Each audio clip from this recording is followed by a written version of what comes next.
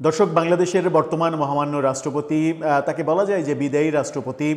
নতুন সরকার সংসদ অধিবেশনে যাওয়ার পরে হয়তো বর্তমান রাষ্ট্রপতি তিনি পদত্যাগ করবেন, নতুন রাষ্ট্রপতি নির্বাচন হবে এবং তিনি নির্বাচনের আগে সেই আভাস দিয়েও দিয়েছেন যে তিনি নতুন সরকারের পথে বাধা হয়ে থাকতে চান না, তিনি পদত্যাগ করবেন। কিন্তু নির্বাচনের মাত্র কয়েকদিন পরেই 12 তারিখে নির্বাচন হলো। 10-11 দিন পরে কালের কণ্ঠের সঙ্গে সাক্ষাৎকারে মহামান্য রাষ্ট্রপতি যে বোমা ফাটালেন, সেই বোমা নিয়ে আলোচনা একটা ভিডিওতে শেষ করাটা অনেক বেশি কঠিন হবে। আজকের কালের কণ্ঠে মহামান্য রাষ্ট্রপতি যে সাক্ষাৎকার দিয়েছেন, সেই সাক্ষাৎকারে অনেকগুলো বিষয় উঠে এসেছে। সেখানে একটা ভয়াবহ গুরুত্বপূর্ণ বিষয় উঠে এসেছে, সেটা হচ্ছে এই সরকারের, বিগত সরকারের প্রধান উপদেষ্টা প্রফেসর ইউনূস যে বিদেশ সফর করেছেন, সেই বিদেশ সফর একটাও কোনো দেশের আমন্ত্রণে তিনি সফর করেননি। কিন্তু অন্যদিকে অন্তত 2টি বিদেশ সফরের কথা মহামান্য রাষ্ট্রপতি উল্লেখ করেছেন, যেখানে তার অর্থাৎ রাষ্ট্রপতির আমন্ত্রণ ছিল, কিন্তু প্রফেসর ইউনূস তাকে যেতে দেননি। আবার প্রফেসর ইউনূসের বিদেশ ভ্রমণ শেষে এসে রাষ্ট্রীয় যে আচার, সেই আচার অনুযায়ী তিনি কাজও করেননি, সেই কথাও বলেছেন। চলুন একটু জেনে দেখি আমাদের সাবেক প্রধান উপদেষ্টা নিজের কাজে বিদেশ সফরের রেকর্ড করেছেন ক্ষমতায় থাকতে, যেখানে বিদেশি কোনো সরকার প্রধানের আমন্ত্রণ ছিল না, অথচ বিদেশি সরকার প্রধানের আমন্ত্রণ মহামান্য রাষ্ট্রপতির বেলায় থাকলেও তাকে কেন যেতে দেয়া হয়নি। থাকবেন পলিটিক্স টিভির নিয়মিত আয়োজনে।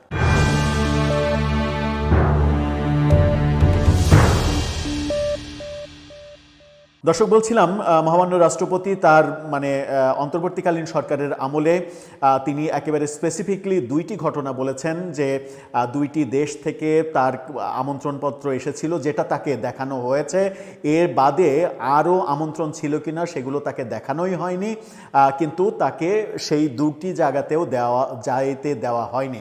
একটা কসোভোতে, একটা কাতারের মতো গুরুত্বপূর্ণ দেশের আমিরের আমন্ত্রণ, সেই আমন্ত্রণেও প্রফেসর ইউনূস মহামান্য রাষ্ট্রপতিকে যেতে দেননি। মহামান্য রাষ্ট্রপতি বলেছেন যে কসোভোতে একটা অ্যাসেম্বলিতে কি নোট উপস্থাপনের জন্য তারা আমাকে ডেকেছিল। কসোভো সরকার থেকে আমন্ত্রণ জানানো হয়েছিল, রাষ্ট্রপতির কাছে আমন্ত্রণ এসেছিল, কিন্তু সরকার সেখানে যেতে দেয়নি আমাকে। সরকার আমাকে নিষেধ করেছে, আমাকে দেশে যেতে দেবে না।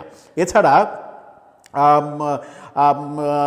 বলেছেন যে কাতারের আমির তাকে আমন্ত্রণ জানিয়েছিল, কিন্তু কাতারেও তাকে যেতে দেয়া হয়নি। কাতারের আমিরের আমন্ত্রণপত্রটা যখন বঙ্গভবনে যায়, সেই আমন্ত্রণপত্রের সঙ্গে আরেকটা চিঠি ফরেন মিনিস্ট্রি থেকে আরেকটা চিঠি দিয়ে পাঠানো হয়, যে চিঠিটা লেখা এরকমভাবে যে কাতারের আমিরকে তিনি পাল্টা চিঠি লিখছেন যে আমি রাষ্ট্রীয় কাজে ব্যস্ত আছি, এই মুহূর্তে বিদেশ সফর করা আমার পক্ষে সম্ভব নয়। এরকম একটা চিঠি রাষ্ট্রপতি কাতারের আমিরকে দেবেন, এরকম একটা চিঠি লিখে তার কাছে পাঠানো হয়েছে যে এই চিঠিতে আপনি সই করে দেন, এই চিঠিটা কাতার দূতাবাসে দিয়ে দেয়া হবে।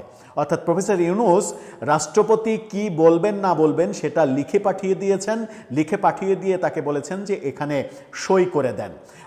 মহামান্য রাষ্ট্রপতি সেখানে সই তো করেননি, সেখানে একটা জিজ্ঞাসাবোধ চিহ্ন দিয়ে ফেরত পাঠিয়েছেন চিঠিটা এবং পাল্টা চিঠি দিয়েছেন যে এই ধরনের অধ্যত্বপূর্ণ আচরণ, শিষ্টাচার বহির্ভূত আচরণ একজন রাষ্ট্রপতির সঙ্গে আপনারা করেন কিভাবে, ভবিষ্যতে যেন এই ধরনের শিষ্টাচার বহির্ভূত কোনো কর্মকাণ্ড করা না হয়।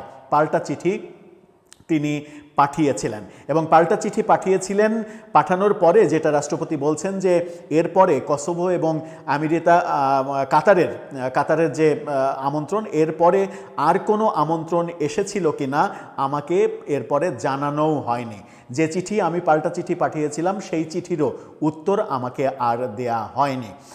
অথচ আমরা দেখেছি যে প্রফেসর ইউনূস অন্তত 13-14 বার বিদেশ সফর করেছেন। একটি সফরেও বিদেশি কোনো রাষ্ট্রপ্রধানের কিংবা রাষ্ট্রের কোনো আমন্ত্রণ ছিল না। বিনা আমন্ত্রণে তিনি বিভিন্ন ফেস্টিভ্যালে, বিভিন্ন সভা সেমিনারে যোগ দেওয়ার জন্য তিনি গিয়েছেন এবং বলা হয় যে বেশিরভাগই তার ব্যক্তিগত সফর ছিল। একমাত্র ইউএনএ সফর ছাড়া সবগুলো সফরই ব্যক্তিগত ছিল। এটা ওই সময়ই বিভিন্নভাবে গণমাধ্যমে উঠে এসেছে।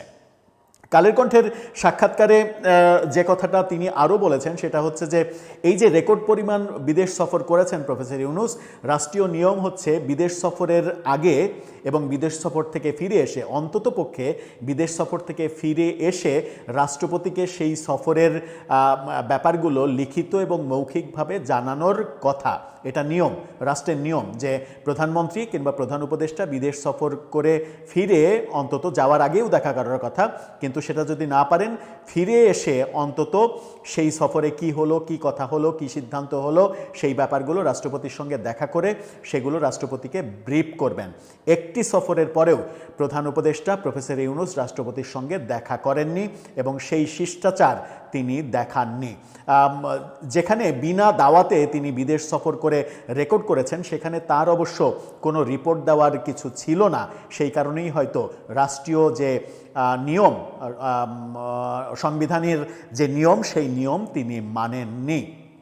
তিনি যখন মানেননি, এই নিয়মগুলো মানেননি, অপরপক্ষে তিনি রাষ্ট্রপতি বলেছেন যে একজন উপদেষ্টা বিদেশ সফরে গিয়ে দেখলেন যে বিদেশি মিশনে আমার ছবি টাঙানো, বিদেশি মিশনের নিয়মই হচ্ছে সেই দেশের রাষ্ট্রপ্রধানের ছবি থাকবে। সেই ছবি দেখে তিনি রেগে গেলেন, রেগে গিয়ে সেই ছবি নামিয়ে ফেললেন, গালাগালি করলেন। তারপরে দেখলাম যে এক রাতের মধ্যে সারা পৃথিবীতে আমাদের যত মিশন আছে, হাই কমিশন আছে, সেখান থেকে আমার ছবি নামিয়ে দেয়া হলো এবং আমাকে অপমানিত করা হলো।